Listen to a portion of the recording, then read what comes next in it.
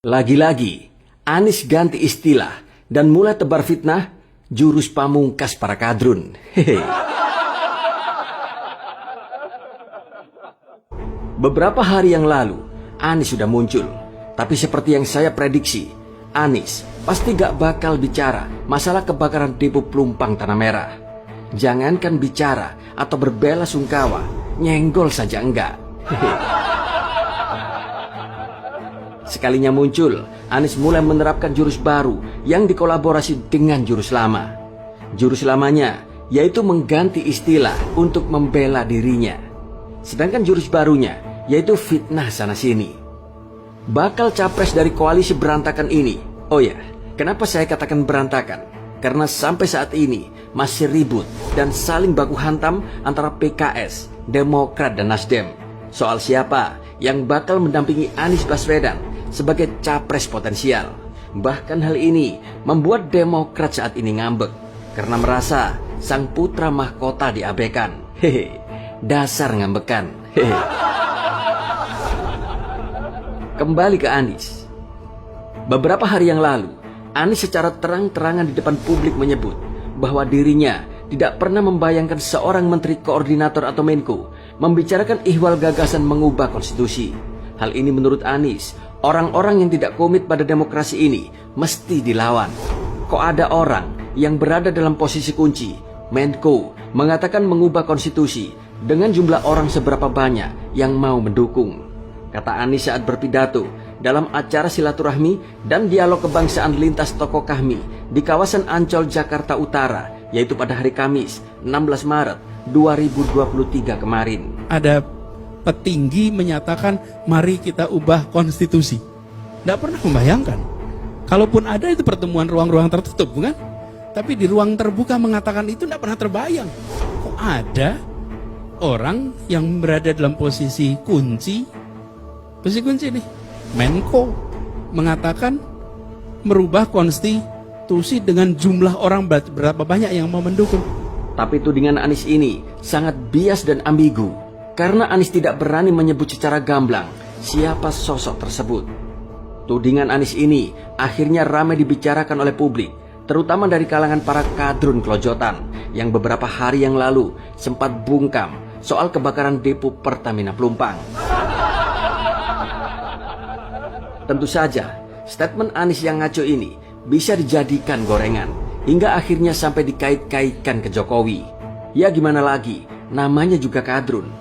Anies kejebur got saja yang disalahkan Jokowi. Entahlah, hingga hari ini publik masih bertanya-tanya siapa sebenarnya sosok yang disindir oleh Anies Baswedan ini. Apakah Menko Polhukam Mahfud MD, Menko Perekonomian Airlangga Hartarto, Menko PMK Muhadjir Effendi, atau Menko Kemaritiman dan Investasi Luhut Binsar Panjaitan? Memang Anies ini liciknya bukan main. Tapi di balik liciknya, ternyata dia penakut. Sebut dong namanya. Jangan bisanya hanya membuat para kadrun jadi gaduh. Hehe. Dalam pidato tersebut, Anies pun mengatakan bahwa dirinya tidak mencuri start kampanye, tapi melakukan akselerasi. Jadi teman-teman semua, insya Allah pertemuan ini menjadi awalan. Hari ini yang kita miliki bukan mencuri start. Kalau mencuri start kesannya seperti tengok kanan kiri nyelonong. Bukan, ini adalah head start, bukan mencuri start, kata Anies kala itu. Hari ini yang kita miliki sesungguhnya bukan mencuri start. Kalau mencuri start itu kesannya seperti tengok kanan kiri cari kesempatan nyelonong gitu. Bukan, ini adalah head start. Bukan mencuri start, ini head start. Head start itu artinya apa? Head start itu artinya seperti kita sekolah aja. Kelas 5 nggak usah lewat kelas 6 langsung kelas 1 SMP. Ya, dalam pendidikan namanya akselerasi. Akselerasi itu siapa yang baik-baik saja yang akselerasi. Lah, kita semua tahu kok bahwa Anies itu mahir dalam mengubah istilah. Coba bayangkan, istilah-istilah yang sudah baku saja Anies sudah berani mengubah. Korupsi jadi kelebihan bayar, normalisasi sungai jadi naturalisasi sungai, banjir pun dirubah jadi parkir air, bahkan rumah sakit pun disulap jadi rumah sehat. Ada yang mau nambahin nggak? Tulis di bawah ya. Hehe. Dan yang sekarang ini, Anies merubah curi start kampanye jadi akselerasi. Jadi ke depan, siap-siap saja. Bila Anies sampai menang, Indonesia pasti akan diubah menjadi Yamanesia. Hehe. Anies ini sebenarnya begitu ketakutan kalau dirinya akan kalah pada pilpres ke depan. Makanya dia berusaha mencuri start kampanye dengan kampanye keliling Indonesia untuk mencari dukungan. Tapi anehnya, Anies menolak bila dirinya dituduh telah curi start kampanye ataupun kampanye ilegal. Dia berusaha mengubah istilah itu dengan kata akselerasi. Hehe.